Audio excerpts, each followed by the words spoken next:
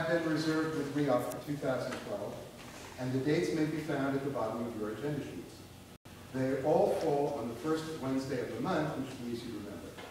Please transfer the dates to your calendars. I have nothing new to report regarding our post office. Congressmember Maloney's chief of staff tells me that nothing will change until public hearings are scheduled and that this is yet to occur. No news is good news, I suppose. We are 2 months away from the February 7th RIRA board election, approved by the Common Council at the November meeting. Considerable planning is already underway, and nominations open tomorrow. Our election team will report on their progress and will solicit your help for the pre-election tasks that face us. Please offer your services now and at the next meeting when we call for poll watchers on election day. The Council has voted to make this happen, and it will require all of us to be successful. Last weekend, many of us were awakened by a hellacious noise. I don't know if that's a real word, but it was a hellacious noise from the Ravenswood Trans-Canada power plant across the East Trench. Monday. That was Monday morning. Well, it started pretty late, so I'm calling it Sunday night. Earlier. No.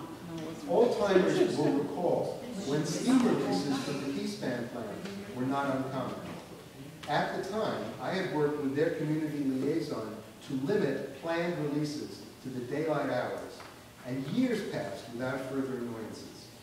Well, these late-night valve trips seem to be back, but we no longer have local contacts to work with. I've been in touch with the Manhattan Borough President's office, and they have discovered a local company representative. They sent a letter today on our behalf, signed by our 4 local elected representatives, and I'll pass around a copy. I've asked Kristen Ellison's Beep's office to help resurrect the relationship I once had with Keyspan, so that we might remind them that 12,000 people would like to sleep through the night on Roswell Island. I'll let you know when I learn something. And by the way, the contacts that I'm developing now include both Long Island City and Alberta, where this company is located. So I'm hoping that we can get something going so that they're actually responsive to the community. Yeah, Does the community board in Long Island City have any say about that? in Long Island City, they probably do, because this is active Ravenswood as well. And of course, Carolyn Maloney represents them as well. She's a signatory to the letter. Just ballpark estimates, it's about 125 decibels there, which is really loud, okay? You lose hearing at 120, and the threshold of pain is at 130. So it's, and a jet engine taking off at 300 feet away is somewhere between 110 and 140 decibels. So it's pretty loud. In the past, we've asked about this, and they said they need to do this because some pressure release. They say, but everything's okay. Well, if it's got to be done in the middle of the night, then that's not a safe condition. You're going into some yellow or red zone or whatever it is. So they need to figure out.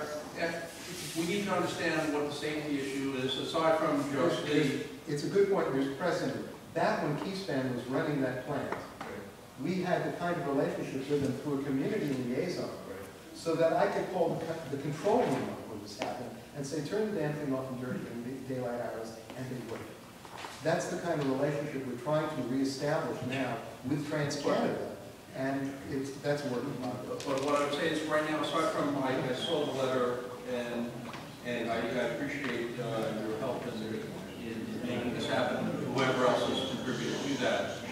But what I got a notification, we got the REOC notification, but I got a notification from what's it, NYC Notify. So it's not like this was not known. This is known by OEM, okay? And what they really should do, like they did a couple of weeks ago, is when there were planes taking photos and whatever is low-flying planes, because they were doing whatever, they let us know in advance. About 2 weeks ago, they were going to do a test on the know about that in advance. So in the same way here, they should let us know in advance that they're going to do it at a particular time, and therefore it's not a surprise, and we don't think the world's, crashing down because of a necessary loud noise. See, I got what you got there. There's a notification from OEM that there might be some emergency situation. Right. There is no emergency situation. Right. If there's no emergency situation, do it during daylight hours. So that's what we've got to train them to do, to understand that they don't exist in a vacuum. And it's unfortunate that we haven't established a relationship with this company when they took over from PSPAC, but that's got to happen, and that's going to happen. Thanks a lot. One last thing, I want to wish you all a happy Hanukkah, a good winter solstice, shortest day of the year, a Merry Christmas, a superb Kwanzaa, and a healthy and happy New Year. I hope that you will bring the season's peace on earth, goodwill to men to the table when we meet here again on January 4th, 2012. So, committees.